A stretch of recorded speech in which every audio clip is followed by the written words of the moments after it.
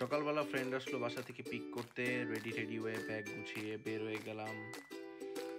তারপর এখান থেকে চলে গেলাম আমাদের আরো কিছু গ্রুপ মেম্বার্সদের কাছে।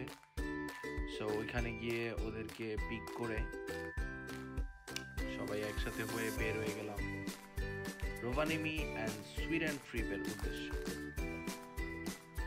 আসসালামু আলাইকুম everyone, welcome to my blogs fin lifestyle. হঠাৎ করে ক্রিসমাসের ভ্যাকেশনে সবাই মিলে চিন্তা করলাম যে আমাদের একটা ট্রিপ দেওয়া দরকার। সো আমরা ট্রিপের উদ্দেশ্যে সকালেই বের হয়ে গেলাম। আমরা অলমোস্ট 10 জনের মতো ট্রিপে ছিলাম। বাট ওই দিন সকালে ওয়েদার খুবই খারাপ ছিল। বাট তারপর আমরা একটু ওয়েট করতে করতে তারপর আল্লাহর নাম নিয়ে বের হয়ে গেলাম আমরা ট্রিপের জন্য।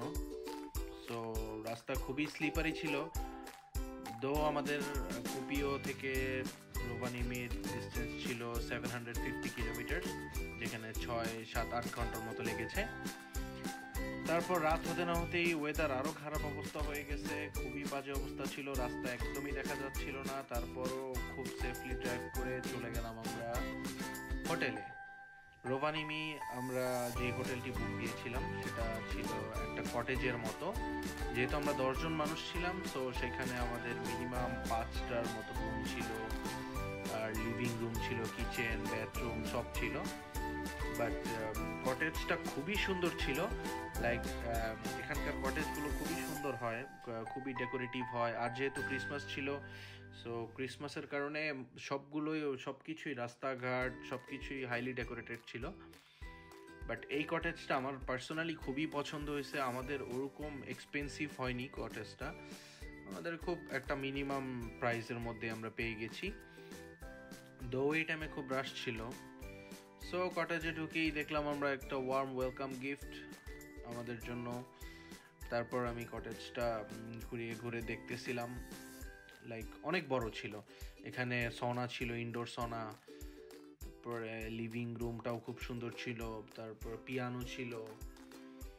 তারপর ফ্রেশ হয়ে আমরা রাতের ডিনারের জন্য বসে গেলাম। ডিনারটা ছিল বাটার চিকেন অ্যান্ড রাইস।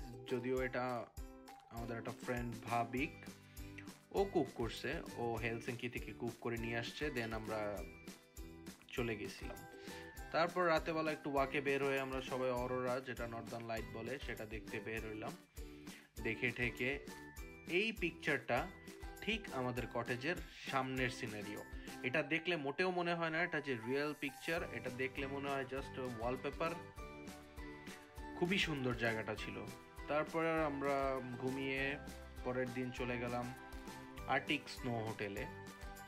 এই হোটেলটার স্পেশালিটি হলো এখানে যা কিছু আছে ইচ অ্যান্ড এভরিথিং স্নোর তৈরি। টেবিল, বেড, হোটেলের রুম, ইচ অ্যান্ড এভরিথিং। এটা খুবই রিনাউন্ড একটা প্লেস রোভানিমির মধ্যে। তারপর একটু ফটো সেশন চলতেছিল এখানে আমাদের সবাই একে একে দাঁড়িয়ে ফটোশ্যুট করতেছিলাম। সো সেটার কিছু মুহূর্ত। তারপর আমরা আরও কিছু ফটোশ্যুট করলাম সবাই মিলে, গ্রুপ পিকচার, সিঙ্গেল পিকচার্স। দো আমরা বিভিন্ন আমাদের কিছু ইন্ডিয়ান ফ্রেন্ডস গেছিল, আর বাকি সবাই আমরা মোটামুটি বাঙালি ছিলাম।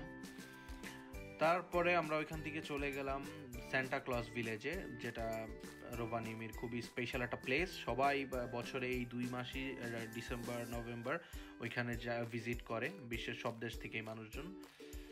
সো এখানে ছিল সান্টা ক্লজ ভিলেজের কিছু পিকচার। তারপর যখন সন্ধ্যা হয়ে গেল আমরা একটু ক্যাম্প ফায়ার করলাম সবাই ওইখানে। এটা বের হয়ে দেখি সান্টা ক্লজের ভিলেজের পাশেই আসে। সো এখানে একটু আমরা সকলে মিলে ক্যাম্প ফায়ার করলাম, গান বাজনা করলাম। তারপরে আমরা পরের দিন চলে গেলাম সুইডেনের উদ্দেশ্যে। তো সুইডেন যেতে যেতে একটু রাত হয়ে গেছিল, মাঝখানে একটু ব্রেক দিছিলাম আমরা ওইখানের কিছু ক্লিপ। এটা তখন একটু ওয়েদার স্বাভাবিক হয়েছিল, গত দিনের তুলনায় ওয়েদার একটু স্বাভাবিক ছিল। তারপর আমরা রোভানিমি থেকে সুইডেনের উদ্দেশ্যে যেতে গিয়ে একটু ব্রেক দিলাম, সবাই খাওয়া দাওয়া করলাম, ডিনার সেরে। দেন আমরা সবাই একটু গল্পগুজব করতেছিলাম। তখন একটু রোডটা স্বাভাবিক হয়েছিল। বাট তারপরে আমরা যেতে থাকি, দো বেশি দূর না, কাছাকাছি। এর মধ্যেই শুরু হয়ে গেল আমাদের ভাবিন ড্রিফটারের ড্রিফটিং।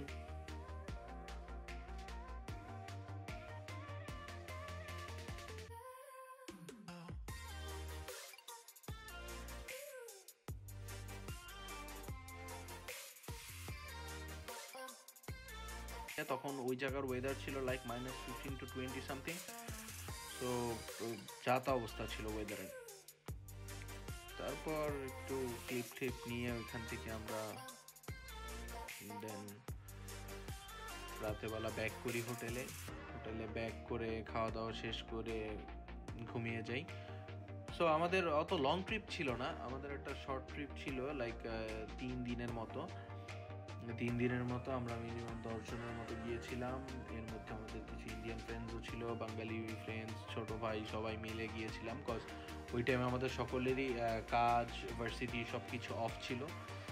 সো আমাদের জন্য একটা ভালো টাইমিং ছিল। সো লাইক এবং এমনিও আসার পরে আমরা ফিনল্যান্ড আসার পর ওইভাবে কোনো ট্রিপ মারা হয়নি। তারপরে আমরা সুইডেন গিয়ে মোটামুটি শপিং টপিং করলাম, যার যার দরকার আমরা প্রচুর শপিং করলাম। যেহেতু আমাদের সুইডেনে ক্রোন চলে, ইউরো না, সো এখানে আমাদের একটু প্রবলেম ফেস করতে হয়েছে। বাট আমাদের কার্ড থাকার কারণে, ইন্টারন্যাশনাল কার্ড থাকার কারণে ওরকম ফেস করতে হয় নাই। বাট আলহামদুলিল্লাহ ট্রিপটা খুবই ভালো ছিল। লাইক সবাই যে একসাথে এভাবে গেট টুগেদার করতে পারছি, একটা জায়গায় গিয়ে থাকতে পারছি, এনজয় করতে পারছি, এটাই অনেক। কজ এখানে বাইরের দেশে টাইমিং মিলানো খুবই টাফ। তারপরে আমরা পরের দিন রওনা দিয়ে দিলাম, বাট আমাদের কুপিওতে ব্যাক করতে করতে রাত হয়ে গিয়েছিল। Hope you guys like this video. Thank you.